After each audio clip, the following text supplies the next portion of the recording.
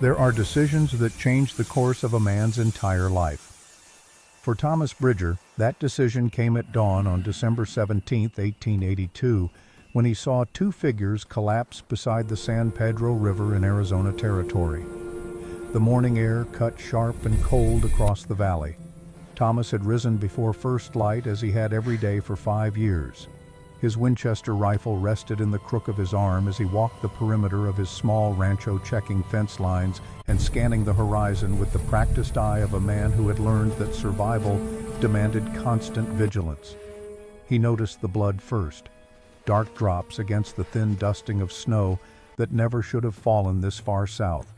The tracks told a story he had read too many times before. Two people, both struggling, both failing, one supporting the other, both running out of time. Thomas followed the trail down toward the river. The cottonwoods stood bare against the pale sky, their branches reaching up like the bones of something long dead. He moved quietly, his boots finding solid ground by instinct. The rifle stayed ready but not raised. Not yet. When he cleared the last stand of brush, he saw them. A young Apache woman lay unconscious beside the frozen mud of the riverbank. Her sister knelt over her, trying to wake her with words Thomas could not understand, but whose desperation needed no translation. The older woman looked up as Thomas approached, and her hand moved to the knife at her belt. She did not draw it. She simply waited, her dark eyes measuring him with the cold assessment of someone who had seen too much death to fear it anymore. Thomas stopped 20 paces away. His finger rested near the trigger of his Winchester, but the barrel remained pointed at the ground. For a long moment the three of them existed in a tableau of perfect stillness. The wind moved through the dry grass. The river made its patient sound against the stones, and Thomas Bridger stood at a crossroads he had not asked for, but could not ignore. 5 years ago he had made a choice. He had ridden away from his home to fulfill what he called duty, to escort a wagon train through Comanche territory because the Army needed scouts, and Thomas Bridger had been a good soldier once. His wife Sarah had asked him to stay. Just once, she had said. Just this time. But duty had seemed more important than fear, and Thomas had ridden out with the certainty of a man who believed he was doing the right thing. He came back 3 days later to a homestead reduced to ash and silence. Sarah had died defending their daughter Emma. Emma had died in her mother's arms, and Thomas had learned that sometimes the cost of doing the right thing is paid by people who never agreed to the bargain. He had chosen to leave then. Now he could choose to walk away. The smart choice, the safe choice. These were not his people. This was not his fight. In 5 years of solitude, Thomas had built a life that asked nothing of him except work and silence. He could turn around right now, and that life would continue simple and predictable and empty. The young woman on the ground made a sound, not quite a moan, more like the last breath before giving up entirely. Thomas lowered his rifle to his side. "I have shelter," he said, his voice rough from disuse. "Half a mile north. She needs help now." The older woman studied his face for what felt like a lifetime compressed into seconds. Then she nodded once, a warrior's acknowledgement. Not trust, but the acceptance of necessity. Thomas slung his rifle across his back and knelt beside the unconscious woman. She weighed almost nothing. Her breathing came shallow and uneven. When he lifted her, he could feel the fever burning through her skin, even in the December cold. The older woman rose with difficulty, one hand pressed to her own ribs where pain lived. They walked north in silence. The cabin appeared as the sun finally broke the horizon. It sat alone in the valley, a structure of timber and stone built for function rather than comfort. Smoke rose from the chimney where Thomas had banked the fire before his morning patrol. 4 cattle grazed in a small corral. A vegetable garden lay dormant under its winter covering. Everything about the place spoke of a man who had stopped expecting company years ago. Thomas carried the young woman inside and laid her near the stone fireplace. He moved with quick efficiency, building up the fire, setting water to boil, pulling clean blankets from a trunk that still smelled faintly of cedar, and something else. Something he tried not to remember. The older woman stood just inside the door, her knife now drawn, watching every movement. Thomas understood. He had learned enough about the Apache to know that trust was not given freely and that women traveling alone had even more reason for caution. He stood slowly, keeping his hands visible. Then he walked back outside and placed his Winchester against the cabin wall where she could see it, but he could not quickly reach it. When he returned, something in her posture had shifted. Not relaxation, just the smallest easing of readiness. "I need to check the wound on her leg," Thomas said, gesturing. "The infection is dangerous." "I will do it," the woman replied. Her English carried the careful precision of someone who had learned the language late, but learned it well. "I have medicine and experience." Thomas did not argue. He simply stated facts. "But if you prefer to do it yourself, I understand." The woman looked at her sister, at the fever that painted her cheeks with unnatural color, at the bandage on her leg that had soaked through with blood and dirt. She looked back at Thomas. "Why do you help us?" The question hung in the air between them. Thomas could have given her many answers. Because it was right. Because he had found them and could not unfind them. Because somewhere in the arithmetic of guilt and redemption, 2 lives saved might begin to balance 2 lives lost. Instead, he told her the simplest truth. Because she is still breathing. The woman studied his face. Then she nodded and stepped aside, though she remained close enough to intervene if his hands moved wrong. Thomas knelt and examined the wound, a deep cut across the young woman's calf, infected and swollen. He cleaned it with whiskey, applied a poultice made from herbs his wife had taught him to recognize, and wrapped it in clean cotton. His hands trembled once. Just once. The older woman noticed. Her eyes narrowed. "You have done this before," she said. It was not quite a question. "Yes," Thomas replied, "but I was too late." He did not explain further, and she did not ask. Some stories were written clearly enough in a man's face that they needed no telling. When he finished, the young woman's eyes fluttered open.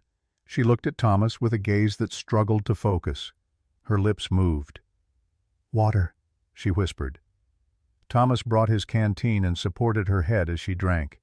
Their eyes met for just a moment. Hers were dark and full of questions. His held only the careful neutrality of a man who had forgotten how to be anything else. He set her head back down gently and stood. "I will make food," he said. "Use what you need." Then he stepped outside, leaving them alone with his fire and his shelter and his trust. The older woman watched him go. Then she looked down at her sister, whose breathing had already begun to even out, whose fever seemed fractionally less fierce. "This man," she said in Apache, "he carries pain." "Yes," her sister murmured, eyes closing again, "but not the kind that makes him dangerous." Outside, Thomas stood in the cold morning air and wondered what he had just done. For 5 years he had maintained perfect control over his life. No complications, no connections, no chances to fail people who depended on him. And now, in the space of an hour, that careful isolation had cracked. He looked toward the horizon where the sun continued its indifferent rise. Somewhere out there, other people were making their own choices, starting their own chains of consequence. But here in this moment, Thomas Bridger had chosen to stop walking away. He did not know yet what that choice would cost. He did not know that it would lead him into conflict with the most powerful man in the territory. He did not know that the woman he had just saved would teach him how to live again, or that the sister watching him with such suspicion would become an ally he could trust with his life. All he knew was that his hands had stopped shaking, and that for the first time in 5 years the silence of his cabin felt less like peace and more like loneliness interrupted. Thomas returned inside to find both women watching him. He ladled stew into 2 bowls, set them on the table, and then deliberately walked back outside to check his cattle, giving them space, giving them the dignity of privacy. When he came back 20 minutes later, both bowls were empty. The younger woman had managed to sit up, supported by her sister. She was looking around the cabin with the careful attention of someone trying to understand where fate had deposited her. The cabin was neat to the point of severity. 1 table, 2 chairs, though only one ever bore the impression of use, a narrow bed built for a single occupant, shelves lined with books that showed the wear of frequent reading, a small collection of tools maintained with obsessive care. and there on a high shelf near the window 2 cups, one large made of ceramic worn smooth by years of use, one small carved from wood with a child's name barely visible in faded letters. Emma. The young woman saw Thomas notice her looking. Her gaze returned to his face with a question she was too weak to voice. Thomas moved to the stove and busied himself with the kettle, but he could feel her watching him. "You live alone," she said finally. Her English was less practiced than her sister's, but clear enough. "Yes. But not always." Thomas paused his hand on the kettle. He could deflect. He could leave the room. He could maintain the walls he had built so carefully. Instead, he turned and looked at her directly. "My daughter. Her name was Emma. She was 7. She died 5 years ago, along with her mother." The statement landed in the room like a stone dropped into still water. The younger woman did not offer sympathy. Her own face suggested she understood that some losses lived beyond the reach of comfort. "My parents also," she said quietly. "Killed when the soldiers came. My sister and I were hunting. We were not there to protect them." "I was not there either," Thomas said. "I was elsewhere believing I was doing something important." A moment of understanding passed between them. 2 people marked by similar scars finding unexpected kinship in a stranger's cabin. The older sister, who had been silent during this exchange, spoke now. "You chose to stay this time. That is what matters." Thomas looked at her and saw the slight softening in her expression, not warmth exactly, but acknowledgement, the recognition that he had made a choice that put him at risk for people he did not know. "I should check your ribs," Thomas said, gesturing to the way she held herself. "You are injured." "Later," she replied. "First, my sister needs rest." "Then you both should sleep. I will keep watch." The woman considered this, then nodded. She helped her sister lie back down and positioned herself between the girl and Thomas. Even in acceptance, there were boundaries. Thomas settled into his chair by the table and picked up a piece of leather tack that needed mending. His hands worked by habit while his mind tried to process what he had done. 2 Apache women in his cabin. In 5 years he had spoken to perhaps a dozen people, and those conversations had been brief transactions of necessity. Now his solitude had been breached by 2 strangers who might bring trouble he could not anticipate. But when he looked at the young woman sleeping fitfully by the fire, when he remembered the feel of her fever and the way she had whispered that single word water with such simple trust, he could not summon regret. The day passed slowly. Thomas moved through his chores with his usual discipline, but his attention kept returning to the cabin. By afternoon, the younger woman was sitting up on her own, insisting on drinking soup without help. By evening, she was asking questions. "What is your name?" "Thomas. Thomas Bridger." "I am Aylin. This is my sister Nalnish." The formality of the introduction made Thomas almost smile, as if they were meeting at a social gathering rather than in the aftermath of near death. "You should not move too much yet," he said.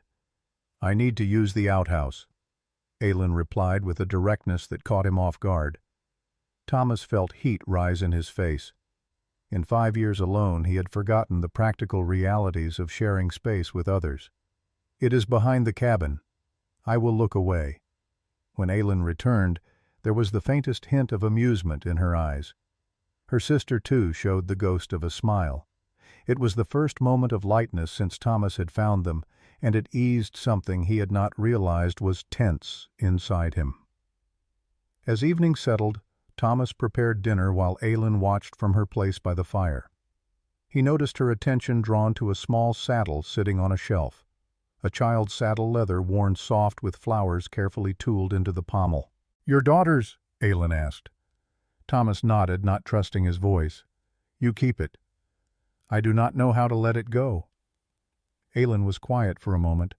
Then she said something that cut through 5 years of Thomas's careful defenses.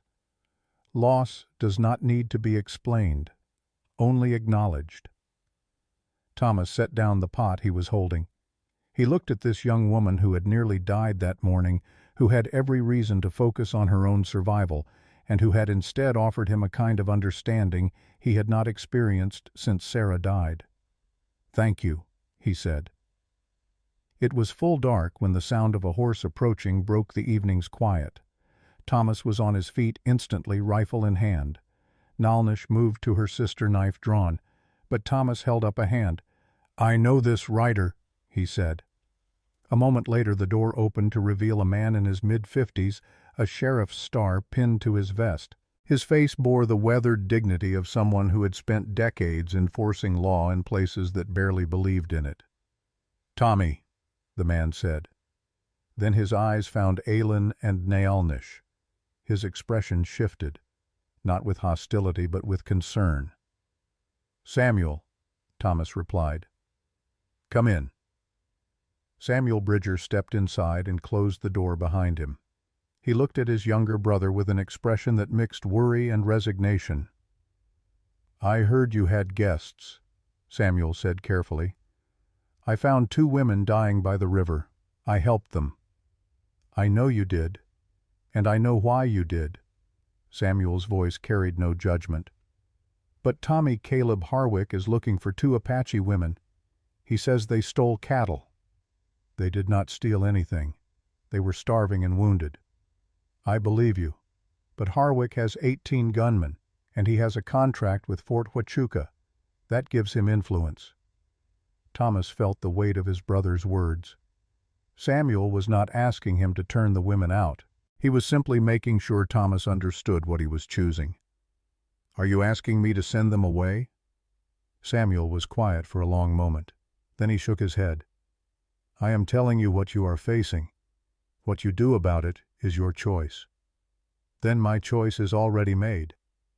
Samuel looked at his brother's face and saw something there he had not seen in 5 years. Determination. Purpose. The ghost of the man Thomas had been before grief and guilt had hollowed him out. "Harwick will come," Samuel warned, "and when he does this will not be easy. 5 years ago I chose easy. I chose duty over family. I left when I should have stayed." Thomas's voice was steady without self-pity. "This time I am staying." Samuel studied his brother's face, then nodded slowly. He tipped his hat to Aylin and Nalnish.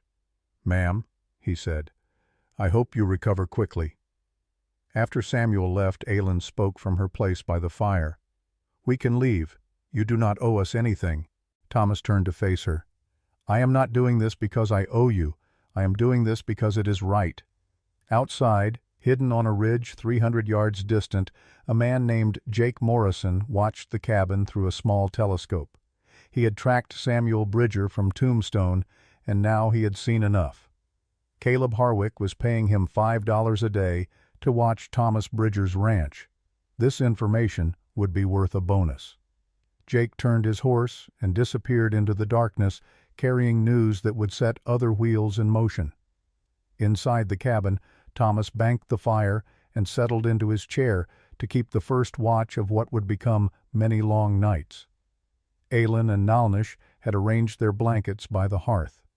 In the firelight, Thomas could see that both women remained alert despite their exhaustion. They were warriors, he realized, not victims. They had survived because they were strong, and they would not stop being strong just because they had accepted help. Thomas thought about Sarah, about Emma, about the 5 years he had spent trying to live with choices he could not unmake. He thought about the moment that morning when he had seen Aylin fall, and the decision that had come to him with perfect clarity. A man could not change his past, but he could choose what he did with the present. He could choose whether to walk away or stand firm. He could choose isolation or connection safety, or risk the slow death of guilt, or the uncertain path of trying again. Thomas Bridger had spent 5 years choosing safety. Today he had chosen differently. He did not know yet that this choice would lead him into a confrontation that would define the rest of his life.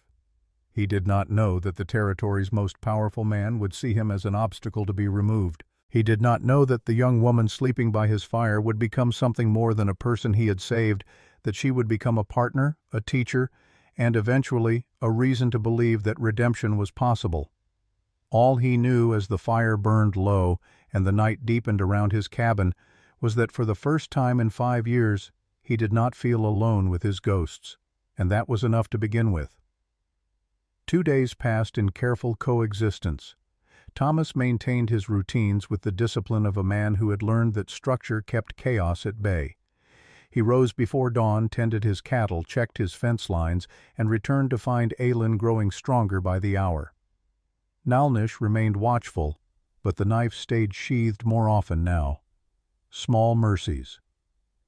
On the afternoon of December 19th, Thomas was splitting wood behind the cabin when he heard the horses. 6 riders approaching from the south at an easy pace that suggested confidence rather than caution. He set down his axe and walked around to the front of the cabin, his hands empty and visible. The riders stopped 30 yards out. The man in the center dismounted with the deliberate slowness of someone making a point. Caleb Harwick was not a tall man, but he carried himself as if he owned the horizon. His vest was tailored, his boots polished to a shine that seemed almost obscene in the dust of the territory.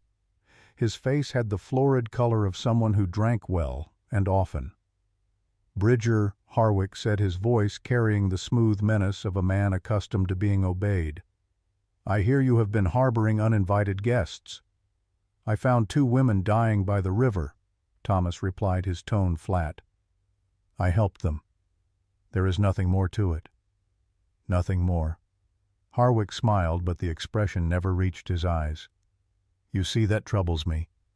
Because those 2 women stole 15 head of my cattle. And when a man protects thieves well, that makes him part of the theft. They stole nothing. They had no cattle when I found them. They had nothing but wounds and exhaustion." Harwick took a step closer. The 5 men behind him shifted in their saddles, hands drifting toward the rifles slung across their backs. The message was clear without being spoken. "Maybe they hid my cattle before you found them. Maybe you are too trusting. Or maybe—" Harwick's voice hardened. "You are lying to protect them." Thomas stood his ground. "This is my land. You need a warrant from a sheriff to search it." "A warrant?" Harwick laughed, a sound like gravel scraping over metal. "You think you can hide behind the law? You who have been hiding from everything for 5 years." The words hit their mark. Thomas felt his jaw tighten. "I know about you, Bridger, about what happened in Texas, about how you rode away to play soldier while your family died." Harwick spoke with calculated cruelty. "About how you chose duty over the people who needed you. And now you want to make the same mistake again, protecting 2 Apache women who will bring nothing but trouble." "Get off my land." Thomas spoke quietly, but something in his voice made 2 of Harwick's men glance at each other. "Or what? You will shoot me." Harwick gestured to his men. "I have 5 guns here. How many do you have?" "Enough." The voice came from the cabin doorway. Aylin stood there leaning slightly against the frame, but with her chin raised. She had heard everything through the window. Harwick turned his attention to her, and Thomas saw something ugly move behind his eyes. "So the thief speaks English. How convenient." Harwick smiled. "I am giving your protector 48 hours, girl, 2 days to send you away. After that I will return, and I will bring the law with me. Real law, not the pretend law of a failed rancher." He swung back onto his horse with theatrical ease. "You are making a mistake, Bridger. This land is valuable. It borders the river. I have been patient, waiting for you to realize you cannot maintain it alone. But if you insist on making yourself my enemy, I will treat you as one. And I promise you I am a very bad enemy to have." Harwick wheeled his horse, and the 6 riders departed at the same measured pace, raising dust that hung in the still air long after they disappeared. Thomas stood motionless until they were out of sight. Then he turned to find Aylin watching him with an expression he could not quite read. "That man," she said, "he did not come here about cattle." "What makes you say that?" "The way he looked at you. Not anger. Contempt. Angry men can be reasoned with. Men who hold contempt want only to destroy." Thomas felt a chill that had nothing to do with the December air. "You saw that in a few minutes. Observation keeps Apache alive. We learn to read intent before words are spoken." She paused. "This man is dangerous. Not because he is strong, but because he believes he is entitled to everything he sees." Thomas nodded slowly. He had fought men like Harwick before. The dangerous ones were not those driven by desperation, but those who believed the world owed them obedience. That evening, as darkness settled over the valley, Thomas sat by the fire with Aylin and Nalnish. The cabin felt different now, less like a refuge and more like a position under siege, but it also felt less empty than it had in 5 years. "Tell us about your family," Aylin said quietly. Thomas stiffened. For 5 years he had avoided this conversation with everyone, even Samuel. But something about the way Aylin asked with genuine curiosity rather than pity made him consider answering. "My wife's name was Sarah," he began. "She loved wildflowers, used to collect seeds and plant them around the house even though we barely had water to spare. She said beauty was not a luxury, it was necessary." He stared into the fire, watching the flames dance. "Emma was 7. She loved stories. Every night before bed she would bring me a book and climb into my lap. She always smelled like sunshine even in winter. I do not know how that was possible, but it was true." "How did they die?" Nalnish asked. It was the first personal question she had asked him. "Comanche raid. I was 3 days away escorting a wagon train through dangerous territory. The army had asked for scouts who knew the land. Sarah begged me not to go. But I thought duty was more important than fear." His voice remained steady, but his hands gripped the arms of his chair. "When I returned, the house was ash.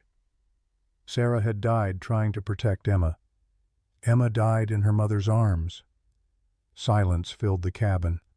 Outside wind moved through the bare cottonwoods. "My parents were killed by soldiers," Aylin said. 2 years ago. They raided our village and said we were hostile, but we were only living, farming, raising children. My sister and I were hunting when it happened. When we returned, our parents were dead." "You blame yourself," Thomas said. It was not a question. "Yes, if we had been there, perhaps we could have saved them, or perhaps we would only have died beside them. I do not know which would have been better." Thomas looked at this young woman who carried her own burden of survivor's guilt and recognized something fundamental. They had both made choices that seemed right at the time. They had both paid prices they could never afford, and they were both still trying to understand how to live with that. "I chose duty over love," Thomas said, "and I have spent 5 years learning that duty is what we call a choice when we are too afraid to admit what we truly want." Nalnish spoke then, her voice carrying unexpected gentleness. "You chose to stay this time. When you found us, you chose differently." The words settled into Thomas like warmth into cold ground. The next morning brought Esteban Ruiz. The old Mexican rancher arrived alone, riding a horse that had seen better decades. He dismounted slowly, his weathered face cautious but determined.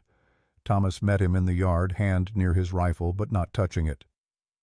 "Señor Bridger," Esteban said, removing his hat. "I am Esteban Ruiz. I have a small rancho 10 miles south. I heard you are having trouble with Caleb Harwick. News travels fast. In this territory it does, especially when it concerns Harwick." Esteban glanced toward the cabin where Aylin stood watching from the window. "May I come in? What I have to say the women should hear also." Inside, Esteban settled into the spare chair with the care of a man whose bones protested every movement. He accepted coffee from Thomas and nodded respectfully to Aylin and Nalnish before beginning his story. "In 1879 I owned 180 acres. Good land, water access. My family had held the deed since before Arizona was even a territory, when this was still Mexico." His fingers tightened around the coffee cup. "Harwick wanted to buy it. I said no. 1 month later he took me to court. He claimed my deed was invalid because it came from Mexican authority, not American. The judge ruled in his favor." "The judge was wrong," Thomas said. "The judge was Harwick's friend. Truth did not matter. I lost everything except a small piece Harwick graciously allowed me to rent from him." Bitterness edged every word. "But I am not the only one. Harwick has done this to 4 others that I know of." 4. Jose Martinez, Another Mexican lost his land in 1878. Patrick O'Brien, an Irishman, lost his in 1880. Miguel Delgado died in an accident in 1881, and his widow Rosa was forced to sell. Esteban paused. And then there was an Apache family. A man, his wife, and 2 children. They were accused of stealing cattle. They disappeared. No one has seen them since. Aylin straightened. What were their names? I do not know their Apache names. The whites just called them thieves. Esteban's face showed genuine regret. But I know they were 2 adults and 2 children, and I know that Harwick's men were seen riding toward Copper Canyon the night they disappeared. Copper Canyon, Thomas repeated. 10 miles east of here. Yes, there are many caves there, places where things can be hidden. Thomas and Aylin exchanged glances. The implication hung heavy in the air between them. We need to look, Aylin said. It is dangerous, Nalnish warned. Harwick will have men watching. Then we go at night, Aylin replied. And we go carefully. Esteban stood his mission accomplished. I came to warn you, Senor Bridger, and to say that if you fight Harwick you are not alone. Many of us have been hurt by him, but we are scattered, afraid. We need someone to stand first. After Esteban left, Thomas found himself making preparations he had not made in years, checking ammunition, planning routes, thinking tactically about terrain and timing. The skills came back easily, too easily. He had hoped never to need them again. I am going with you, Aylin announced. You are still recovering. I can track in darkness, you cannot. I can move silently, you cannot. She met his eyes. And if those are my people in that canyon, I need to know. Thomas recognized the futility of argument. More than that, he recognized she was right. They left at dusk, 2 figures on horseback moving into the lengthening shadows. Nalnish remained behind to guard the cabin, a decision that spoke of how much trust had grown between them in just 3 days. Thomas would not have left his home undefended to someone he did not trust. Nalnish would not have agreed to stay if she did not believe Thomas would protect her sister. The ride to Copper Canyon took 2 hours through country Thomas knew only moderately well, but Aylin seemed to read the land like a language noting landmarks invisible to his eyes. When they spoke, their voices stayed low. How did you learn English? Thomas asked. A missionary. Father Miguel at San Xavier Mission. He lived with my people for 8 years. He believed in teaching, not forcing. He learned our language. We learned his. You speak it well. Words are easy. Trust is harder. She glanced at him. But you are teaching me that some white men can be trusted. They reached Copper Canyon as the moon rose 3/4 full and bright enough to cast shadows. Thomas tied the horses half a mile back and they approached on foot. Aylin led, moving with a grace that made no sound. Thomas followed, trying to match her care. She stopped suddenly, kneeling. Her fingers traced patterns in the dirt that Thomas could barely see. Here. Many people. Several months ago. Boots, not moccasins. Her voice was barely a whisper. This way. They followed the trail to a shallow cave hidden behind brush. Thomas struck a match, and both of them saw what they had feared they would find. 4 skeletons. 2 large, 2 heartbreakingly small, arranged in a way that suggested they had not died naturally, had not been left where they fell. Someone had moved them here, hidden them, tried to erase them. Beside the bones lay a medallion. Thomas picked it up and held it to the matchlight. The letter H was carved deep into the brass. Harwick's brand. Aylin made no sound, but Thomas saw her hand tremble as she reached out to touch the smallest skeleton. When she spoke, her voice carried layers of grief and rage held in careful balance. Do they have names, or are they just Apache in your reports? They have names, Thomas promised. And now they have witnesses. I swear to you, Aylin, they will be remembered. She looked at him, and in that moment something shifted between them. She had trusted him with her life when he found her by the river. Now she trusted him with something harder.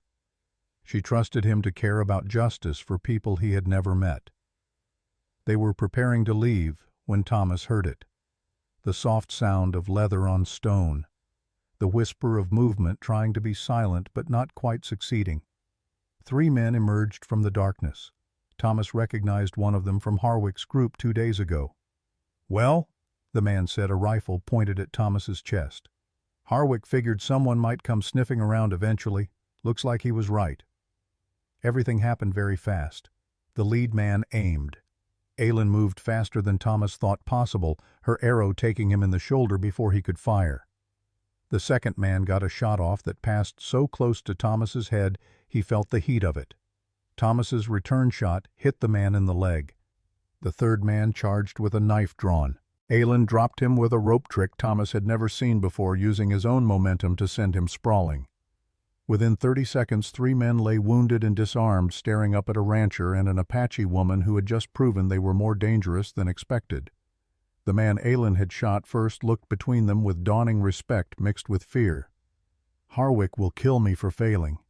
"He will kill you anyway," Thomas said. "But if you testify against him, if you tell the truth about what happened here, you have a chance at living." The man's name was Cole. He was 50 years old and had fought in the war before drifting west to make money however he could. Looking at the skeletons, at the evidence of a crime he had been paid to help conceal, he made a choice that surprised everyone, including himself. "I will talk, but you have to protect me." "I give you my word," Thomas said. "And I give mine," Aylin added. Apache keep their promises. They bound the 3 men and loaded them onto horses for the journey back. Cole talked the entire way, his confession spilling out like a dam had broken. Yes, Harwick had killed the Apache family. Yes, he had done it because they refused to leave land he wanted. Yes, there were other crimes, other victims, a pattern of violence and theft hidden behind respectability and influence. By the time they reached Thomas's ranch, dawn was breaking. Samuel was waiting, having ridden out at first light with worry eating at him. When he saw the prisoners, when he heard their story and examined the medallion, his face went hard with the kind of anger only lawmen who still believe in law can muster. "This is enough for an arrest," Samuel said, "but I am sheriff of Tombstone. This is Cochise County. I do not have jurisdiction." "The federal marshal does," Thomas replied. "Henry Goodnight in Tucson." "Yes, I will send a telegraph." Samuel looked at his brother. "But Tommy Harwick will not wait for the marshal. When he finds out you have his men, when he knows you have evidence, he will come, and he will come hard." Thomas nodded. He had known this from the moment he picked up that medallion.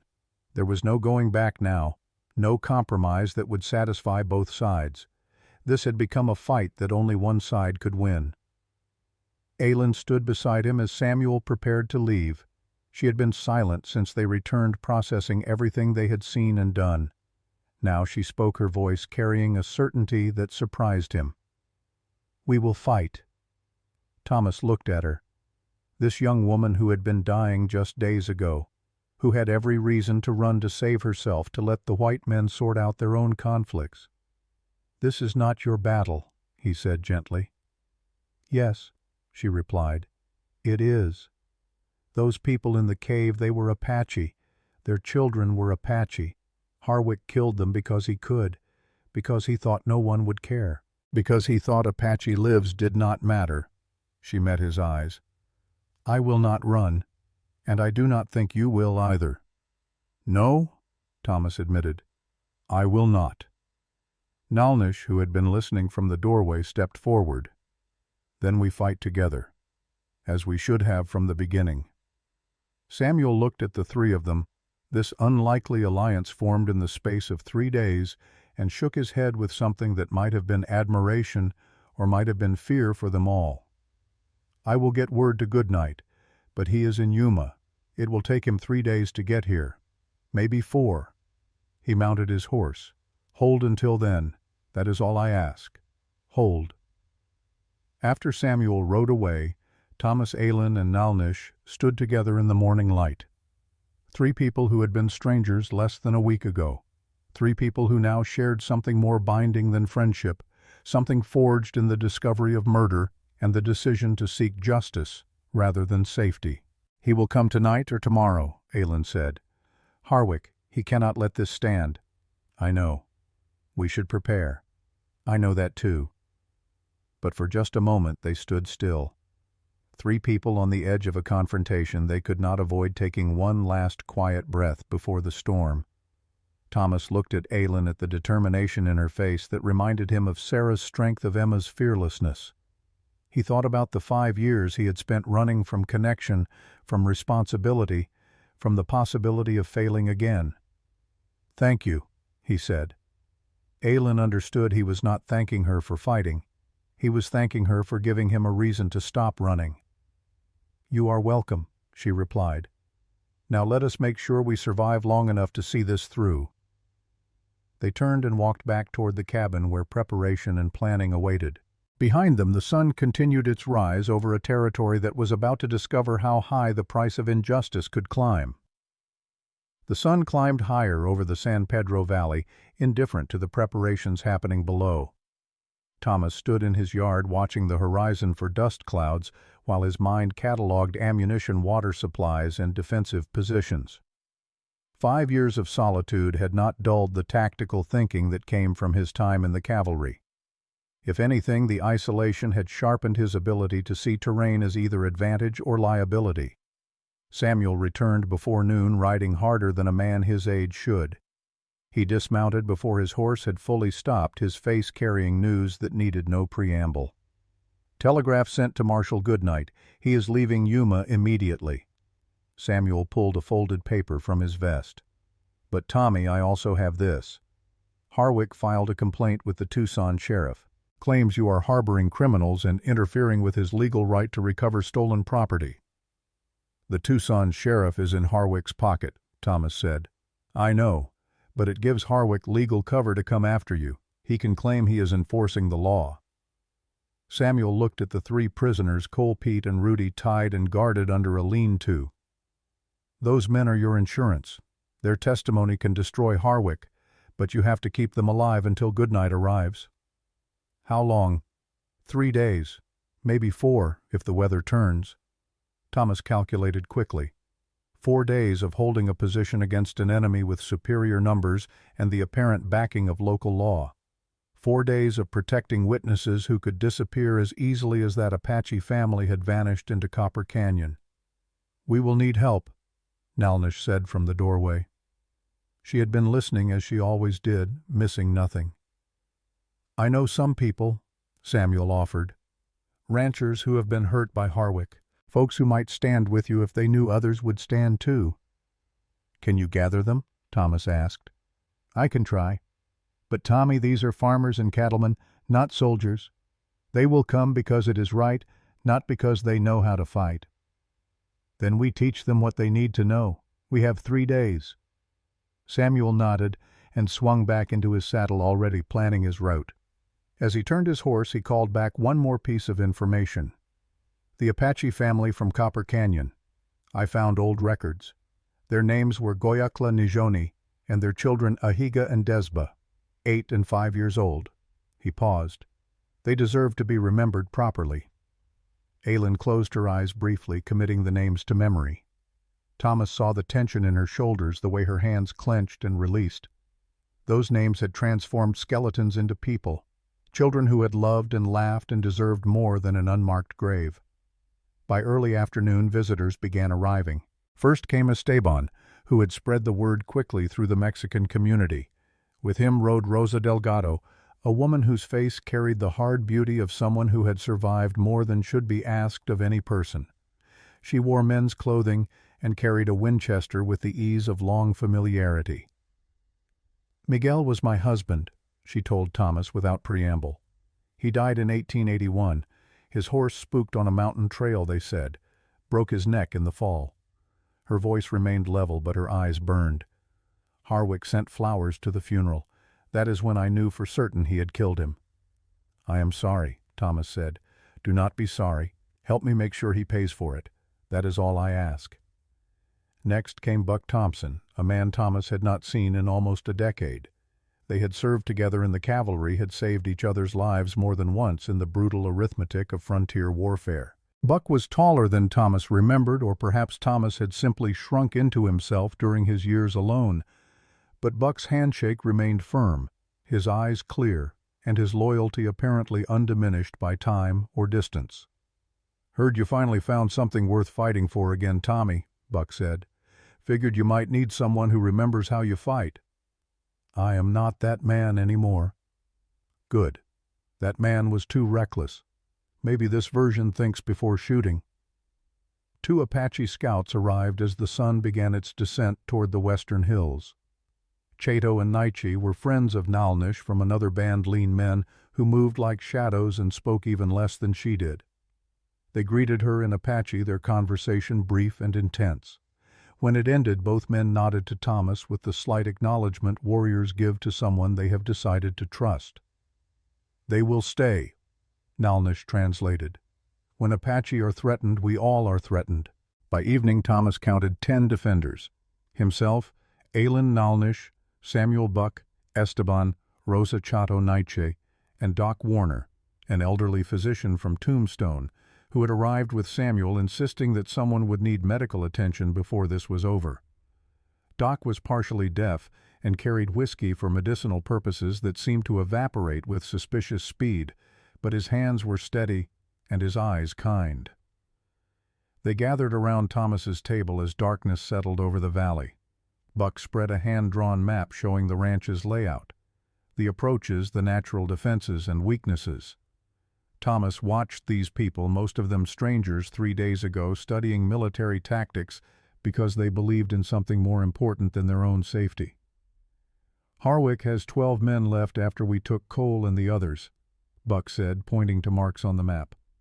"Experienced fighters. They will attack from multiple directions, trying to overwhelm us with numbers." "We cannot match them in firepower," Rosa observed. "No," Buck agreed. "But we know this ground. We can prepare it. Make them come to us on our terms." Aylin leaned forward, her finger tracing potential approach routes. "Apache used tripwires with bells, not to kill, only to warn, and caltrops for the horses. Make them dismount and advance on foot. Slow them down." "Good." Buck said, his respect for her tactical mind clear. "We position shooters on the cabin roof." He looked at Aylin and Nalnish. "You two. Silent weapons from high ground. Everyone else takes defensive positions behind cover." They worked through the night setting traps and fortifications with the grim efficiency of people who understood that mistakes would be measured in lives. Thomas found himself impressed by how naturally the group functioned together, how Mexican and Apache and white worked side by side without the prejudices that poisoned so much of the territory. Near midnight, as Thomas was checking ammunition counts, a buggy arrived carrying 2 unexpected visitors. Father Miguel Cordero stepped down first, his brown cassock dusty from travel. Behind him came an older Apache man whose presence commanded immediate respect. Nalnish and Aylin both straightened their expressions, shifting to something between joy and apprehension. The old man walked toward them with the careful dignity of age, his long gray hair catching moonlight like silver threads. "Cha," Aylin whispered. "Father." Red Skywalker embraced both his daughters with a gentleness that contrasted sharply with the warrior bearing he maintained. When he turned to Thomas, his weathered face showed the wisdom of someone who had seen enough of life to judge character quickly and accurately. "You are the man who saved my daughters," Red Sky said in English. His accent was thick, but his meaning clear. "I found them. They saved themselves." Red Sky studied Thomas for a long moment, weighing something invisible. "Father Miguel tells me you are a good man, that you do not hate the Apache." "I do not hate anyone. I only hate injustice." "And you are willing to die to stop this injustice?" Thomas met the old man's eyes. "Yes." Red Sky nodded slowly. "Then you are either very brave or very foolish. I have not decided which." He turned to his daughters. "I cannot fight with you. I am too old. But I can witness, and if you fall, I will make sure your names are remembered." "We will not fall," Aylin said. "That is what the young always say. But come, if you fight tomorrow, you should be blessed tonight."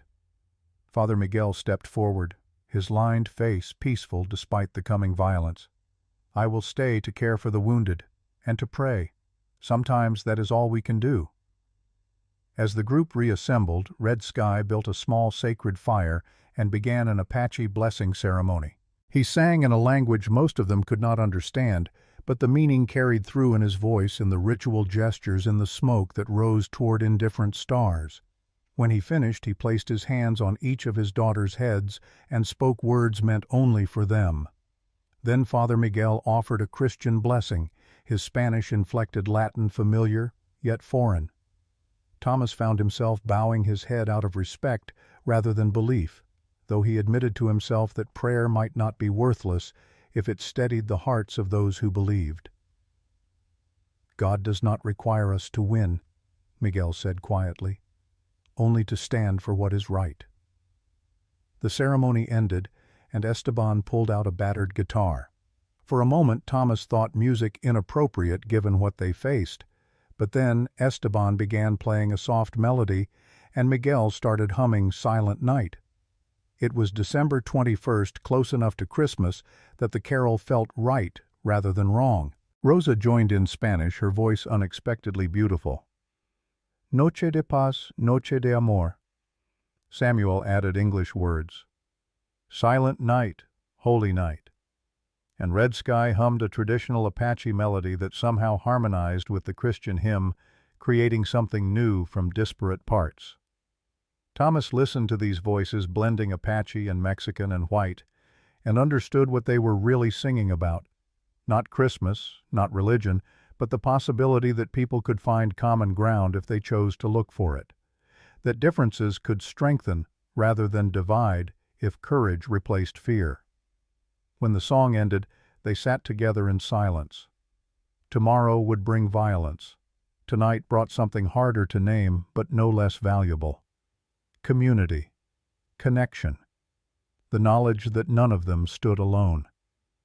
Thomas looked at Aylin across the fire and found her watching him. She smiled just slightly, and he felt something shift in his chest.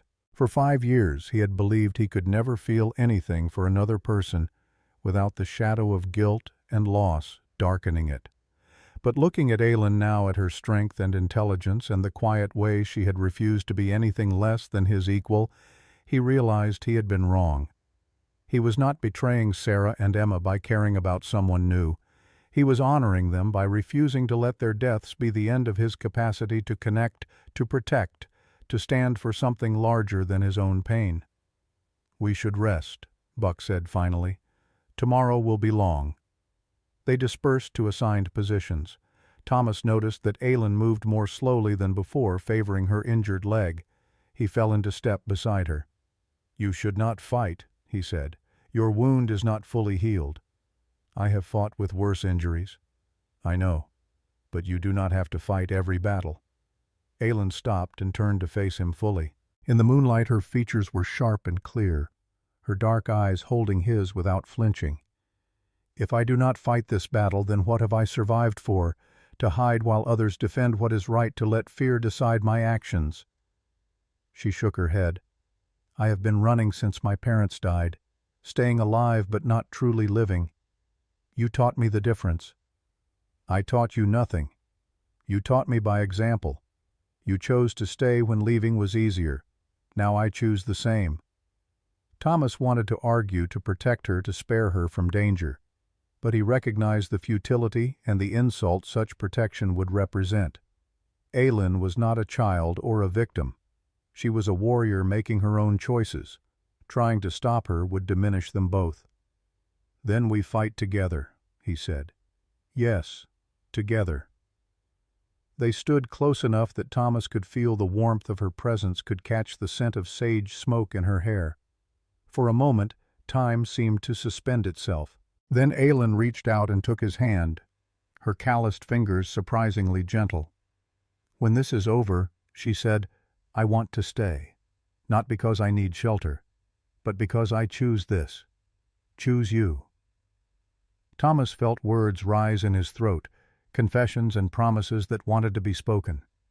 But this was not the time. not on the eve of battle when tomorrow might erase all possibilities of future conversations. "Ask me again when we survive," he said. "When we survive," she corrected him with a slight smile. "Not if." Dawn arrived cold and pale. Thomas stood watch as the others prepared, his eyes scanning the horizon for the first sign of approaching riders. Beside him, Buck checked his rifle for the 10th time. "Feels like old times," Buck said. "You and me waiting for someone to try killing us. We were younger then. Faster. Younger, yes, but not smarter. This time we have the advantage of position and preparation. That counts for more than speed." Thomas was about to respond when he saw it. Dust rising in the south, multiple riders moving at a walk, confident and unhurried. They had perhaps 20 minutes. "They are coming," Thomas called. The defenders moved to positions with practiced efficiency despite their varied backgrounds. Aylin and Nalnish climbed to the cabin roof, their bows and arrows ready. Thomas and Buck took positions inside the cabin at windows fortified with furniture. Samuel went to the barn where he could provide crossfire. Esteban and Rosa settled behind the water trough. Chato and Naichi vanished into the brush like smoke dissipating. Doc Warner, Red Sky Walker, and Father Miguel retreated to the back room of the cabin with medical supplies and prayers. The wait seemed to stretch forever and end too quickly. Thomas watched through his window as 12 riders appeared, led by Caleb Harwick himself. The man sat his horse like a king surveying a kingdom, his face showing neither concern nor doubt. They stopped 50 yards out. Harwick dismounted and walked forward alone, stopping at 30 yards, close enough to be heard, far enough to be safe from a sudden attack. "Bridger," Harwick called. "I am disappointed. I gave you 48 hours. You have made this harder than it needed to be." "You murdered 4 Apache people in 1881, Thomas shouted back. "Goyakla, Nijoni, Ahiga, and Desba. We found them. We have witnesses. The federal marshal is coming." Harwick's face darkened. "Those are lies told by criminals you are protecting. But it does not matter. I have legal authority to search your property and arrest anyone I find. Resist, and you become criminals yourselves. We know the truth about Miguel Delgado, about Jose Martinez and Patrick O'Brien and Esteban Ruiz, about how you have stolen land and murdered anyone who stood against you." Thomas kept his voice level. "Your legal authority ends when it is built on corruption and violence." "Big words from a small man," Harwick sneered. "You think your little group of misfits can stand against me? I have 12 experienced fighters. You have farmers and women and Indians. This is already over, Bridger. You just do not know it yet."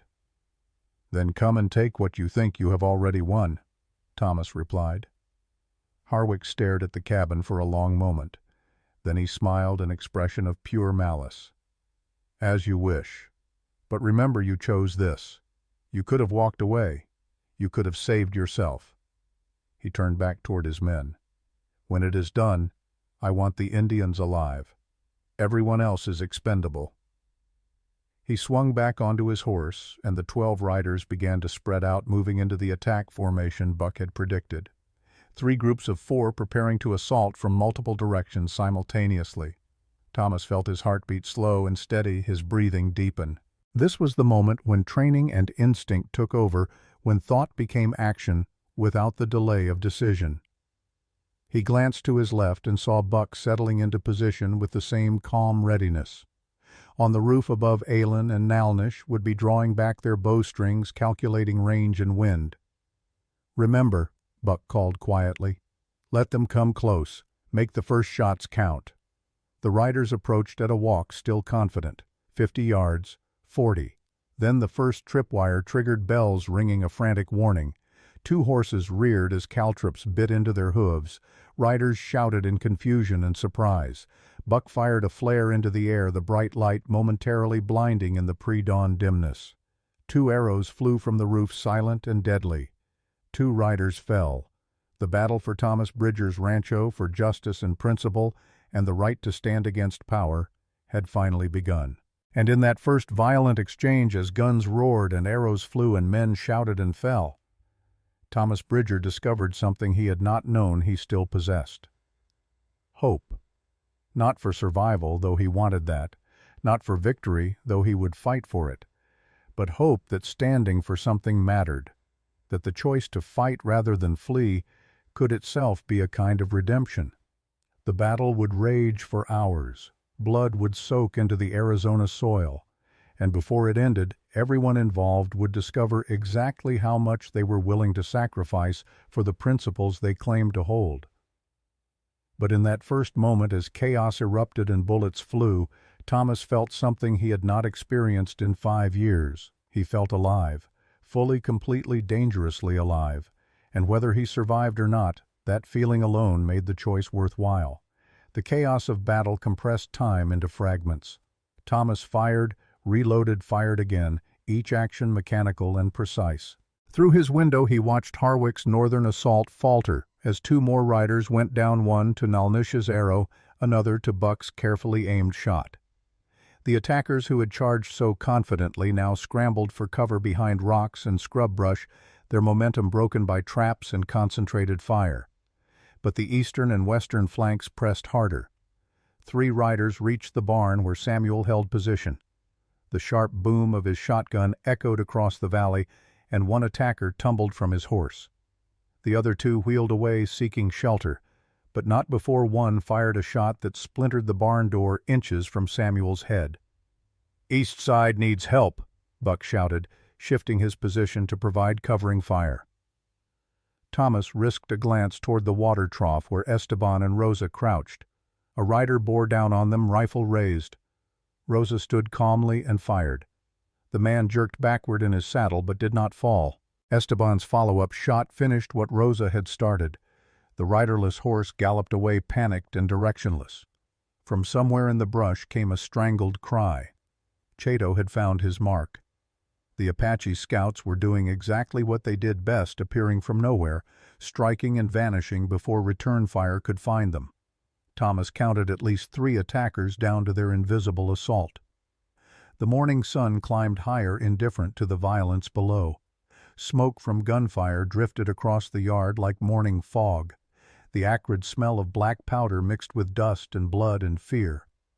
Then came the explosion. Thomas saw the stick of dynamite arc through the air toward the barn. He opened his mouth to shout warning, but the concussion arrived first, a wall of sound and force that rattled the cabin windows. The barn's eastern wall collapsed inward, hay bursting into flame. Through the smoke and debris, Thomas saw Samuel stagger out, one hand pressed to his shoulder where a wooden splinter had embedded itself. Rosa broke from cover, running low and fast toward Samuel. Bullets kicked up dirt around her feet. Thomas and Buck fired rapidly, forcing the attackers back long enough for Rosa to reach Samuel and help him toward the cabin. They made it halfway before Samuel's legs gave out. Thomas burst from the cabin door, Winchester in one hand. He fired 3 times without aiming, just laying down enough chaos to make men duck rather than shoot. He reached Samuel, and Rosa grabbed Samuel's other arm, and together they hauled him the remaining distance to safety. Doc Warner met them at the door, his hands already reaching for Samuel's wound. "Get him inside. Move." As Thomas turned back toward his position, he saw Buck pointing urgently. A second stick of dynamite was flying toward the cabin. Time seemed to slow. Thomas tracked its arc, calculated where it would land. Too close. Far too close. The stick hit the ground 15 yards from the cabin and lay there, fuse burning. Thomas did not think. He ran toward it, scooped it up, and threw it back toward the attackers with every ounce of strength he possessed. The dynamite exploded in midair, showering the northern assault group with dirt and rocks. The concussion knocked Thomas off his feet. He lay on his back, ears ringing, staring at the sky. Then Aylin's face appeared above him, her mouth moving but her words lost in the whine filling his head. She grabbed his arm and pulled him upright, half dragging him toward the cabin. Bullets zipped past them. One tugged at Thomas's sleeve. Another knocked Aylin's hat off. But somehow they reached the doorway and tumbled inside. "Fool," Aylin said, but her eyes held something other than anger. "Brave fool." Thomas's hearing returned gradually, bringing with it the sounds of battle renewed. But something had changed. The intensity of incoming fire had decreased. He risked a look through the window and saw what his desperate act had accomplished. The northern assault group had been shattered. 2 men lay motionless. 3 others had mounted their horses and were riding away, done with a fight that had cost more than $50 was worth. "They are breaking," Buck observed. 7 down, 3 retreated. Only 5 left with Harwick. As if summoned by his name, Caleb Harwick appeared on horseback 50 yards out, his face purple with rage. He had dismounted for the initial assault, but now sat his horse like a general surveying a losing battle. "Cowards!" he screamed at his retreating men. "I am paying you to fight." One of the fleeing riders did not slow. Another hesitated, looked back at Harwick, then continued riding. The mercenary calculus was simple. $50 did not buy death or mutilation. The defenders had proven themselves more capable and more committed than Harwick had promised they would be. Of the 5 remaining attackers, 2 held positions behind rocks to the north, 2 more crouched near the collapsed barn, and 1 had found shelter behind a water barrel near the corral. A stalemate had developed. The attackers could not advance without exposing themselves to withering fire. The defenders could not leave their fortifications without similar risk. For nearly a minute, an eerie quiet settled over the battlefield. Men caught their breath, reloaded weapons, reassessed their chances of survival. The stalemate held for nearly a minute. Then Aylin made a decision that changed everything. She stood up on the cabin roof, fully visible against the morning sky. "Get down," Thomas hissed from below. But Aylin raised her hand, palm forward. "The universal gesture, I want to talk." From 50 yards away, one of Harwick's men called out, "Boss, one of the Indians is standing." "Shoot her!" Harwick screamed. But his men hesitated. She was not aiming. She was not a threat. She was just standing there waiting. Aylin's voice carried across the battlefield, clear and strong. "I know you," she called. "You have names. You have families." The gunmen stopped moving, stopped shooting. They listened. "Caleb Harwick pays you $50 to kill us, but he did not tell you that he murdered 4 Apache people in 1881, 2 adults, 2 children, 8 years old and 5 years old." Shocked murmurs rippled through Harwick's remaining men. "We found their bones in Copper Canyon. We have proof. We have witnesses." Aylin paused, letting her words land. "He also killed Miguel Delgado. He stole land from Esteban Ruiz with false papers. He has destroyed everyone who stood against him." "She is lying," Harwick shouted. "Shut her up." But Aylin continued, her voice unwavering. "The federal marshal is coming. He will be here within the hour. If you stop now, you can go home. You can tell your families you chose honor over $50. Another pause. Then the critical question. "But if you continue fighting for a man who murders children, when the marshal arrives, you will hang beside him. Is $50 worth your life?" Silence. Complete, profound silence.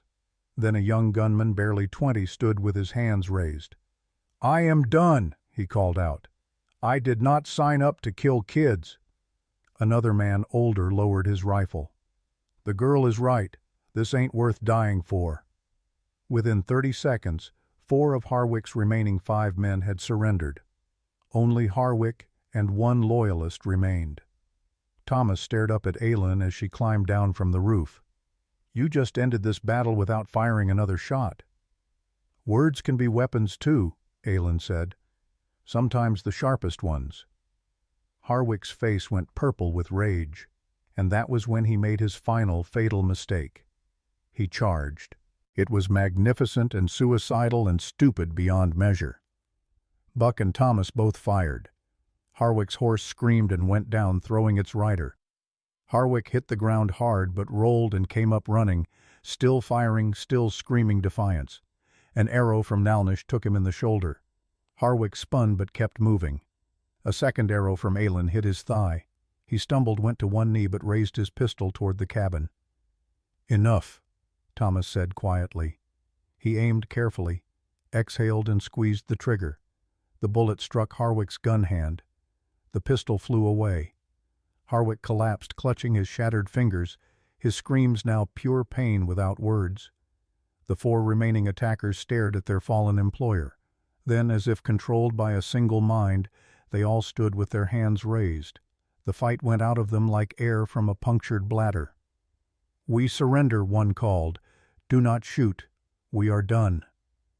Buck moved toward them cautiously, rifle ready. Chato and Naichi materialized from the brush to help disarm and secure the men. Within minutes, 4 more prisoners sat bound and defeated in Thomas's yard. Thomas walked toward Harwick, who lay writhing on the ground. The man's face had gone gray, his breath coming in sharp gasps. Blood seeped from multiple wounds. He would live, but his days of intimidating anyone had ended. "You destroyed me," Harwick gasped. "You and your animals. You destroyed everything." "No," Thomas replied. "You destroyed yourself. We just refused to let you destroy us too." He turned away from Harwick's curses and walked back toward the cabin where Aylin stood in the doorway. Her face was streaked with powder residue and dust. A cut on her cheek leaked blood, but her eyes were clear and proud. "It is done?" she asked. "Not quite, but soon." The sound of many horses approaching from the south made everyone tense again. But these riders came at a measured pace under a flag carried by the lead horseman. As they drew closer, Thomas recognized the tall man in front. Marshal Henry Goodnight had arrived along with 8 deputies. Goodnight surveyed the scene with the practiced eye of someone who had investigated dozens of violent confrontations. Dead and wounded men, destroyed structures, the smell of blood and gunpowder. He dismounted near Thomas and removed his hat. "I see you started without me," Goodnight said dryly. "They did not give us much choice. So I gather." Goodnight looked at Harwick, still on the ground, being tended by Doc Warner under guard. "Caleb Harwick, you are under arrest for murder, attempted murder, fraud, land theft, and about a dozen other charges I will think of on the ride back to Tucson." "You cannot do this," Harwick spat. "I have lawyers. I have connections." "You had connections," Goodnight corrected. Past tense. "Turns out federal judges do not appreciate being lied to, and they especially do not appreciate men who murder children." He gestured to his deputies. "Get him up, carefully. I want him healthy enough to stand trial." As deputies hauled Harwick away, Goodnight turned to Thomas. "I will need statements from everyone, and I will need to see this evidence you found in Copper Canyon. But first you should know something. I have been investigating Harwick for 8 months. We knew he was corrupt, but we could not prove it. We could not get witnesses to come forward." He looked around at the assembled defenders. "You just did what an entire federal investigation could not. You made people brave enough to stand up."